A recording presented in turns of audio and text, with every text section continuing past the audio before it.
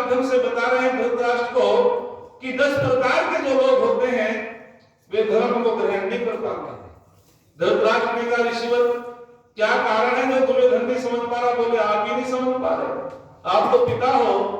तो जब महर्षि वेदव्यास कहते हैं कि 10 प्रकार के जो लोग होते हैं वे धर्म के सार को नहीं समझ पाते, उनको धर्म अच्छा नहीं लगता, जो हड्डी होते हैं दुराग्रही होते हैं। अर्थात किसी विद्वान ने कहा है कि याद रखना, जब सत्य असत्य लगने लगे, धर्म अधर्म लगने लगे, मीठा कड़वा लगने लगे, समझ लो दुर्दिन है, आपके बुरे दिन आ चुके हैं। जब अच्छी बात गलत लगने लगती है, जहां विद्वानों की आलोचना होने लगती है, वेद की निंदा होने लगती है, तो महर्षि वेदव्यास कहते हैं कि वहां दुर्दिन आ जाते हैं राजन। तो मैं इस श्लोक के माध्यम से आपके बीच में थोड़ी सी बातें रखता हूं। वे कहते हैं 10 धर्मम न जानन्ति धृतराष्ट्र निबोधताम, मत है प्रमत है उन्मत है श्रांत है, क्रुद्धो विक्षित है, वर्माणस्य रुद्रस्य है, भीत कामी चैते 10, तस्माद् एतेषु सर्वेषु में प्रसज्जेत पंडितः। तो ऋषिवर कहते हैं कि जो मत है, जो नशा वाला होता है, वह भी धर्म को नहीं समझ पाता। नशे का मतलब क्या समझते हैं? नशा कई प्रकार का होता है। नशा शराब भांग आदि का भी होता है, नशा पद का भी होता है, नशा बल का भी होता है, नशा धन का भी होता है, नशा बड़े कुटुंब का भी होता है, नशा पावर का भी होता है। तो वे कहते हैं कि जो नशा वाला व्यक्ति है वह भी कभी धर्म को नहीं ग्रहण करेगा। अर्थात इसमें अभिमान आ जाता है। अरे जब रावण को समझा मंदोदरी ने कहा कि हे राजन, आप जो हो ये जो राजशाही निवास है उसको उतार दिया है और भिखारियों का निवास आपने धारण कर लिया है, क्या कारण है? उसने कहा वे वनवासी राम और बड़े विश्व सुंदरी है सीता, मैं उसको प्राप्त करना चाहता हूं। तो मंदोदरी ने कहा आप राजा हो, आप विद्वान हो, और यदि तुम इस प्रकार का पाप करोगे इससे विनाश होगा। तो वो रावण, उसको भी तो मद था, उसको भी नशा था। उसने कहा तुम कौन होती मुझे रोकने वाली, मेरा निर्णय जो है सर्वोपरि निर्णय है। तो मंदोदरी ने एक बात कही थी कि अभी तो सीता तेरे घर भी नहीं आई, भिखारी तो पहले मर बैठा, और जिस दिन तू सीता को अपने घर में आएगा तेरा विनाश होगा, तू बचने वाला नहीं है। तो जब व्यक्ति के अंदर मद आ जाता है, अहंकार आ जाता है, तो पतन होता है। कई उदाहरण दे सकते हैं इसमें, जिन जिन लोगों को अहंकार हुआ है उनका पतन हुआ है। इसी प्रकार से दुर्योधन को बहुत समझाया, लेकिन दुर्योधन भी कहने लगा कि सुई की नोक के बराबर भी मैं जगह नहीं दूंगा। योगीराज कृष्ण जी कहते हैं कि 5 गांव दे दे, बोले मैं बिल्कुल नहीं दूंगा, उनका कोई हिस्सा नहीं है। तो उसमें भी जो है एक अहंकार था। मैं आपसे पूछना चाहता हूं, कम संतान सुख देने वाली होती है या ज्यादा संतान सुख देने वाली होती है? बोला करो। कम। मासी जी ने कहा कि जो कम संतान है वो सुख देने वाली होती है। कुछ कहते हैं जो ज्यादा संतान है वो सुख देने वाली होती है। घर की 10 लाठी है तो हमसे और भी डरेंगे, पड़ोस के भी। कुछ ये तर्क देते हैं, कुछ कहते हैं हमारा तो अकेला है भाई, हम झगड़ा नहीं करते। लेकिन याद रखना, यदि कम संतान सुख देने वाली होती तो कंस अकेला ही था। प्रधान जी बोलो, कंस अकेला था। यदि अधिक संतान सुख देने वाली होती तो दुर्योधन तो बोलो 100 थे। तो याद रखना, न कम संतान सुख देने वाली होती, न अधिक संतान सुख देने वाली होती। जो संस्कारवान संतान होती है वो सुख देने वाली होती है। अर्थात चाहे किसी के 10 हो चाहे 1 हो, लेकिन संस्कारवान हो तो वो सुख प्रदान करने वाली होती है। तो दुर्योधन तो जो है संस्कारों से गिर चुका था, आत्मा की आवाज को सुनना बंद कर दिया था दुर्योधन ने। और उसने अहंकार में कहा, मद में कहा कि हम तो 100 हैं, हमारे पास धन है, बल है, हम नहीं सुनने वाले किसी की बात, हम सुई की नोक बराबर भी जगह देने वाले नहीं हैं। तो वो भी धर्म को ग्रहण नहीं कर पाता, जिसमें अहम आ जाता है, अहंकार आ जाता फिर कहा परमतः। परमतः का मतलब होता है, ऋषिवर समझाते हैं धृतराज, जो प्रमादी होता है जी, जो प्रमादी होता है, आलसी होता है, कुछ करने को तैयार नहीं होता है, लापरवाह होता है, अप्रमादस्यु। वेद कहता है कि न कर्म करने वाला तो दस्यु होता है। अर्जुन को यही तो उपदेश दिया था योगीराज कृष्ण महाराज ने कि अर्जुन तू अकर्मण्यता को प्राप्त हो रहा है, तू कर्म कर, तू क्षत्रिय है, वीर है। जो अकर्मण्य लोग होते हैं निश्चित रूपे उनका पतन होता है। कर्म करने के लिए तुम आए हो, तुम क्षत्रिय हो, तुम्हें तो कर्म करना है। तू स्वजन के मोह में मत आ, सुजन की रक्षा कर। आज उल्टा हो गया, मेरा बेटा भी गलती करता मेरा है, दूसरे का बेटा गलती करता तो कानून दूसरी है, डांटते नहीं फटकारते नहीं, आपका बड़ा संस्कारित बच्चा है, कोई भी मेरा खुद का बालक हो तो हम जो नजरअंदाज कर देते हैं। तो वे क्या कहते हैं योगीराज कृष्ण महाराज जी कि अर्जुन स्वजन के मोह में मत आ, सुजन की रक्षा कर। तू किसी को गुरु बताता है, किसी को जो है तो अपना भाई बताता है, किसी को अपना बाबा बताता है, ये तो स्वजन अर्थात के सब धर्म के साथ लगे हुए हैं और तुम्हें धर्म की रक्षा करनी है। तो जो प्रमादी व्यक्ति होता है, कुछ करने को तैयार नहीं होता, वो भी धर्म के स्थान को बोलो समझ नहीं पाता। मैंने कल भी एक उदाहरण दिया था, मध्यकाल में इतनी अकर्मण्यता आ गई थी, हमारे संतों ने कहना शुरू कर दिया था कि कुछ कर्म करने की आवश्यकता नहीं है, पुरुषार्थ करने की आवश्यकता नहीं है। अजगर करे न चाकरी, पंछी करे न काम, कह गए दास बोलूंगा सबके दाता बोलो राम। अकर्मण्यता का उपदेश देने लगे कि अजगर किसकी नौकरी करता है, पंछी किसका काम करता है, परमात्मा तो सबको देता है, तुम्हें कुछ करने की आवश्यकता नहीं। जब संतों ने ये वाणी शुरू कर दी, प्रचार प्रसार शुरू कर दिया, वेद के विद्वान तो थे नहीं वे, तो हमारे नौजवानों ने भी उसको स्वीकार कर लिया और नौजवान अकर्मण्य हो गए, हमारे दादा प्रमादी हो गए, आपस में लड़ने लगे, कामुक हो गए और उसका क्या परिणाम निकला, देश हमारा गुलाम हो गया। यदि हम लोग शांति नहीं होंगे, कर्म नहीं करेंगे तो बहुत बड़ा पतन हो जाता है। यही स्थिति उस परिवार की हुई थी, धृतराष्ट्र के परिवार की। वहां कोई कर्म सिद्धांत धर्म नहीं, संस्कार नहीं रहा और वे जो है अधर्म और प्रमाद के कारण पतन को प्राप्त हो गए, पूरे देश की हानि हुई। तो ऋषिवर कहते हैं दुखी होकर के कि जो व्यक्ति प्रमादी होता है, आलसी होता है, वह भी धर्म के सार को नहीं समझ पाता। कल उदाहरण दिया था, नौजवानों के लिए बहुत चर्चा हो रही है। किसी कहते हैं नौजवान कौन होता है, युवा। अरे युवा को वायु का उल्टा कर दो तो युवा है। जब वायु संयम में चलती है तो सुख प्रदान करती है और जब वायु तूफान बन जाती है तो बड़े बड़े वृक्षों को उखाड़ देती है। जब युवा संयम में रहता है तो देश की उन्नति करता है और जब युवा मर्यादाओं को भंग कर देता है तो देश की बहुत बड़ी हानि कर देता है। तो हमको संयम से रहना चाहिए।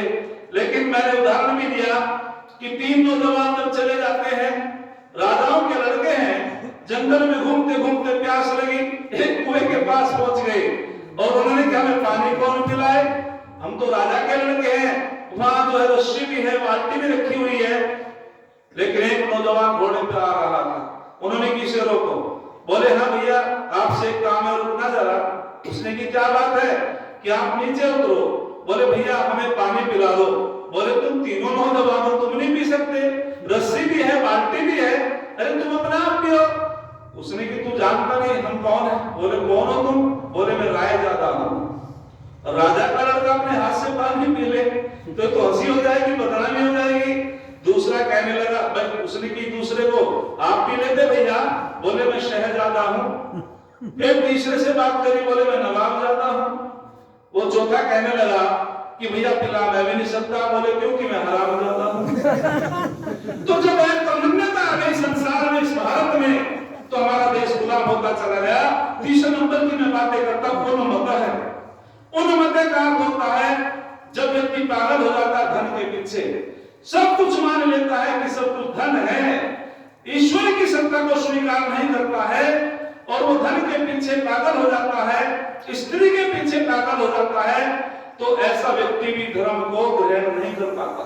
उसको कितने भी उपदेश देते रहो, लेकिन वो बिल्कुल धर्म की बात को नहीं समझता, क्योंकि वो पागल हो गया है। वो समझता है कि जितना भी धन मेरे पास आ जाए वो थोड़ा है, जितनी संपत्ति हो जाए वो भी थोड़ी है। ऐसा व्यक्ति भी धर्म को नहीं समझ पाता। फिर आगे बहुत सुंदर बात कहते हैं, ऋषिवर श्रांत है। श्रांत का मतलब है जो संसार में भाग दौड़ में लगा रहता है, दौड़ते दौड़ते थक जाता है। अच्छा, थके हुए व्यक्ति को तुम धर्म का उपदेश दे रहे लोगों, क्या सुनेंगे? हमारे गांव में हमारे बाबा जी थे, वेद प्रकाश, जानते हैं मौसा जी, और वो काम बहुत करते थे। तो हमारा बाबू जोशी जी हमारे गांव के बड़े सज्जन व्यक्ति कहने लगे, शास्त्री आज उनके घर में सत्संग रखेंगे। मैंने कहा चलो। अब तो 3 दिन से जंगल में कार्य कर रहे हो दिन रात, अब उन्होंने तुम 11 बजे तक जगाओ, वे बेचारे सारे के सारे भाई लेट गए, सो गए। मैंने कि थका हुआ व्यक्ति कभी धर्म की बात को नहीं सुनेगा। यदि हम ज्यादा थक जाते हैं, भाग दौड़ में लगे रहते हैं, परमपिता परमात्मा का चिंतन नहीं कर पाते, और ऐसे व्यक्ति को तुम धर्म का उपदेश दो, उसको तो नींद आ रही है। तो थका हुआ व्यक्ति भी, जिसने अपने शरीर अक्षमताओं से ज्यादा काम ले लिया हो, वह भी धर्म की बात को बोलो नहीं सुन पाएगा, क्योंकि थक गया है संसार की भाग दौड़ में। आगे फिर बहुत सुंदर बात कही, क्रुद्धो, अर्थात जो क्रोधी स्वभाव का व्यक्ति होता है, क्रोधी स्वभाव के व्यक्ति को दूसरे शत्रु बनाने की आवश्यकता ही नहीं होती। उसके अंदर तो वो शत्रु बना हुआ है, वही उसका पतन करता रहता है, उसको जलाता रहता है। तो जो क्रोधी स्वभाव का व्यक्ति होता है, वह भी धर्म के साथ को नहीं समझ पाता। जब शांति दूत बनकर के योगीराज कृष्ण जी जाते हैं और दुर्योधन को समझाते हैं, दुर्योधन आप बबूला हो जाता है और कहने लगता है इसको बंदी बनाओ। तो योगीराज कृष्ण महाराज जी कहते हैं कि सुनो दुर्योधन, क्रोध रूपी कवच कभी नम्रता रूपी बाण के प्रहार को रोक नहीं पाएगा। जरा शब्दों पे ध्यान दो, क्या कहते हैं योगी जी। क्रोध रूपी कवच कभी नम्रता रूपी बाणों के प्रहार को नहीं रोक पाएगा। और याद रखना दुर्योधन, क्रोध का जो रास्ता होता है वो पतन का होता है, विनाश का होता है, सीधा शमशान का होता है। और जो शांति का रास्ता होता है वो उन्नति का होता है, प्रगति का होता है, और वो आनंद का होता है, सुख का होता है। तो हमको क्रोध नहीं करना चाहिए। तेरी शान न घटी होती, तेरा रुतबा न घटा होता। जो तुमने गुस्से में कहा, एक बार हंस कर कहा होता। जिस बात को हम गुस्से में कहते हैं उसको मुस्कुरा के बोले तो शांति की स्थापना हो जाती है। और फिर ऋषिवर कहते हैं कि बुभुक्षित, अर्थात जो भूखा है। भूखा कौन है? वो भूखा वैसे तो नहीं है, तो उसके पास है, भोजन भी है। कौन दरिद्र है? दरिद्र कौन है?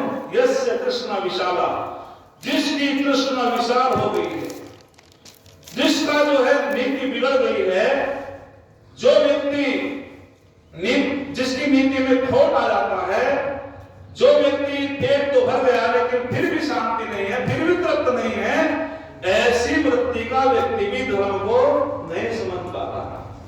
और जिसके अंदर संतोष भाव आ जाता है, वो व्यक्ति धर्म के सार को समझता है। यह धर्म किसका? जब ये बात हमारे ध्यान मन में आ जाते हैं कि सब परमपिता परमात्मा का ही तो पदार्थ है, हम तो निमित्त मात्र है, ऐसा व्यक्ति धर्म के सार को समझ पाता। कौन? भगवान राम ने यही तो कहा था, इदन्नमम, कि राजगद्दी मेरी नहीं है, भरत की है। भरत ने कहा इदन्नमम, कि भैया राजगद्दी मेरी नहीं, तुम्हारी है। जिन लोगों को यह पता चल जाता है कि सारा पदार्थ परमपिता परमात्मा की है, सारी धन संपदा ईश्वर की है, ऐसा व्यक्ति धर्म के सार को समझ पाता है और जो सब कुछ धन को मान लेता है। जिसकी जो है तृष्णा विशाल हो जाती है, जो भूखा है। बहुत से व्यक्ति कैसे हो, सुना भाई अरे बस बड़ी गड़बड़ है, चाहे मौत उसे खतरा कभी मार रहा है, अरे बड़ी गड़बड़ हो रही है। फसल तो बढ़िया है, उसने सोची कभी भाई चंदे वाले होना जी, आप बिल्कुल आज अब की साल तो एक भी अच्छी नहीं है, गेहूं भी कम हुए हैं। ऐसा व्यक्ति कभी धार्मिक नहीं हो सकता, वो धर्म के सार को नहीं समझ पाता। फिर आगे श्लोक में ऋषिवर कहते हैं, वे कहते हैं तुर्मनस्य का मतलब होता है जिसमें जल्दीबाजी होती है, जल्दबाजी, जो धैर्यवान नहीं होता। धर्म के 10 लक्षणों में सबसे पहला लक्षण कौन सा है? धृति, कि हमको धैर्यवान होना चाहिए। और जो व्यक्ति धैर्यवान नहीं होता, वो भी धर्म के सार को नहीं समझ पाता। तो हमें कोई भी निर्णय जल्दीबाजी संयम होना चाहिए। हम योग की बात कर रहे थे तो सबसे पहले जब नियमों की तो बात करते हैं ऋषिवर, जिसने अपने मन को, इंद्रियों को संयम में रख लिया वह व्यक्ति ही उन्नति करता है। और जो जल्दबाजी, जिसके अंदर संयम नहीं है और जो हर काम को जल्दबाजी से करता है उसका परिणाम दुखदायी होता है। तो ऐसा व्यक्ति भी धर्म के साथ को नहीं समझ पाता। आगे कहा दुर्दर्श है जो लोभी होता है, जो दूसरे के धन पे इच्छा रखता है, ऐसा व्यक्ति भी धर्म के साथ को नहीं समझ पाएगा। लोभ पापस्य कारणम, लोभ पाप का कारण होता है। और वो व्यक्ति रात दिन जो है लगा रहता है कि मेरे पे तो जो है मेरा धर्म ठीक है लेकिन दूसरे का भी मेरा हो जाए, ऐसे व्यक्ति को शांति नहीं मिलती। आगे बहुत सुंदर बात कही, आगे कहा भीतर अर्थात जो डरा हुआ है। डरता कौन है? जिसका आत्मा बलवान नहीं है, जो ईश्वर का भक्त नहीं है, जो परमात्मा की उपासना नहीं करता, उसको भय लगता है।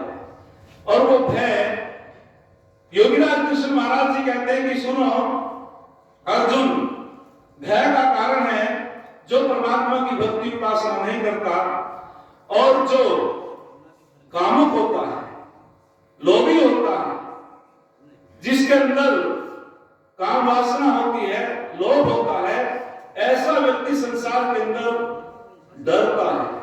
और जो अपनी आत्मा को जान लेता है, परम पिता परमात्मा को जान लेता है, वो कभी जीवन में नहीं डरता। अपने आप को जानने वाला कभी जीवन में नहीं डरता। स्वामी दयानंद कभी डरे थे? अंग्रेजों ने कहा कि तुम हमारी राज्य की प्रशंसा तो करते नहीं और तुम बड़ा कटु प्रवचन करते हो, तुम बड़ा सत्य बोलते हो ऋषिवर। तो दयानंद ने एक बात कही थी, यदि मेरी पूरे शरीर की मोमबत्ती बना करके भी जला दोगे, मैं सत्य ही बोलूंगा। जो ऋषि होते हैं, जो साधक होते हैं, उनको कभी भय नहीं लगता। क्यों नहीं लगता? वे अपने आप को जान लेते हैं, आत्मा अजर अमर है। अरे शरीर का तो नाश कर सकता है कोई, आत्मा को तो कोई मार ही नहीं सकता। तो आत्मजानी व्यक्ति भय से दूर हो जाता है। आगे बहुत सुंदर बात कही, कामी, जो कामुक व्यक्ति होता है कोई भी धर्म के साथ को नहीं समझ पाता। उल्लू को दीवार पसंदी का को नक्तम न पसंदी, पूर्व को भी कामान का दीवार नक्तम न पसंदी। उल्लू को दिन में नहीं चमकता, कोने को रात्रि में नहीं चमकता, लेकिन जब व्यक्ति काम में अंधा हो जाता है, ना उसे दिन में चमकता, ना उसे रात्रि में चमकता, वो अंधा हो जाता है। कामानाम तुलनम भयम न लज्जा, जब व्यक्ति कामुक हो जाता है उसको ना भय लगता ना लज्जा, और वो बिल्कुल काम में ग्रंथ हो जाता है, अपने रिश्ते संबंधों को भी तार तार कर देता है। तो आगे मैं इस प्रवचन का सारांश बोलते हुए आपके बीच में बताना चाहता हूं। फिर ऋषिवर क्या कहते हैं, तस्माद एतेषु सर्वेषु न प्रसज्जेत पंडित है। अर्थात कौन धर्म के सार को समझेगा? तो वे कहते हैं ऋषिवर कि वह धर्म के सार को समझ जाता है जो ज्ञानी होता है, विवेकी होता है, जो शुभ आत्मा को जान लेता है, और जिसकी आत्मा बुद्धि, आत्मा के कहते हैं कि बुद्धि आत्मा विषय हो जाती है, जिसकी बुद्धि पवित्र हो जाती है, जिसकी बुद्धि मेधा हो जाती है, जिसकी बुद्धि प्रज्ञा हो जाती है, जिसकी बुद्धि नितंबरा हो जाती है, ऐसी शुद्ध बुद्धि वाला, पवित्र बुद्धि वाला व्यक्ति पंडित होता है, वही धर्म के सार को समझता है। हे धृतराष्ट्र, आप विनाश से बचोगे, आप अपनी बुद्धि को पवित्र करो, आप अपने मन को पवित्र करो, अन्यथा तुम पतन की तरफ जा रहे हो। तो ये थोड़ा सा उपदेश हम सब पे लागू होता है। हे हमारा एक बड़ा ऐतिहासिक गांव है नीमपुरा, जनपद बागपत जिले का, जनपद का, और मैं इतना संदेश देना चाहता हूं, हम सब मिलजुल करके जो नौजवान हैं उनको प्रेरित करें, और प्रतिवर्ष एक जो है हम कार्यक्रम रखते हैं, जो भी वार्षिक उत्सव रखते हैं, उनमें अधिक से अधिक नौजवानों को जोड़ो और वहां समझाओ उनको कि ये मानव का चोला बड़े शुभ कर्मों से मिलता है, ये बार बार नहीं मिलता है।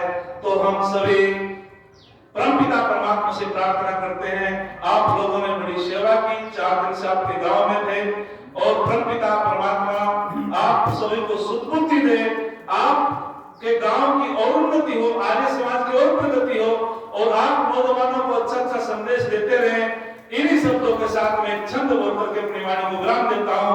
आप लोगों का बहुत बहुत धन्यवाद, आपने दर्शित होकर के इस कार्यक्रम को सुना। बहुत लंबा समय हो गया सुनते सुनते। किसी ने बड़ा सुंदर लिखा है कि हम नौजवानों के लिए तरुणाई के यौवन से युग का इतिहास बदलता है, जिधर जवानी चलती है उधर जमाना चलता है। अरे जवानी वह नहीं जो काले जुल्फों पर उठ जाए, जवानी तो वह है जो भारत मां के चरणों पर उठ जाए, जवानी तो वह है जो भारत